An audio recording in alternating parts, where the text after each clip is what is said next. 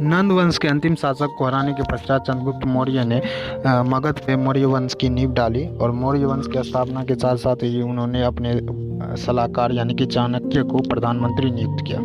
चंद्रगुप्त मौर्य के बारे में दूसरा इम्पोर्टेंट पॉइंट है, चंद्रगुप्त मौर्य ने सेल्यूकस निकेटर को हराया जो यूनानी था और उससे कंधार, काबुल और मकरान को प्राप्त कर लिया।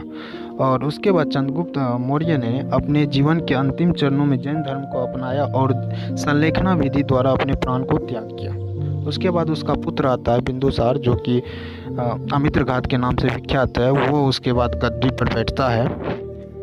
इसके दरबार में ही डायमेकस आया था और जो सीरिया के शासक एंटियोकस का दूत था। एथेनियोस के अनुसार बिंदुसार ने एंटियोकस से मदिरा, सूखी अंजीर और एक दार्शनिक भेजने की प्रार्थना की थी, लेकिन उनमें से एंटियोकस ने मदिरा और सूखे अंजीर भेजे, दार्शनिक को उन्होंने मना कर दिया। तो इस पॉइंट को भी आप याद रखें।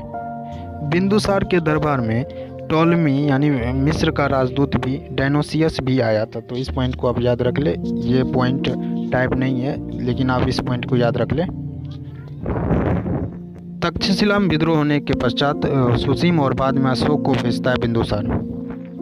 उसके बाद आ जाता है उसका पुत्र अशोक। अशोक जो है मौर्य वंश के महानतम शासकों में से एक है और अशोक का वास्तविक राज्याभिषेक जो हुआ 269 ईसा पूर्व में हुआ और उसके राज्याभिषेक से पहले हुआ अशोक जो था उज्जैन का राज्यपाल था।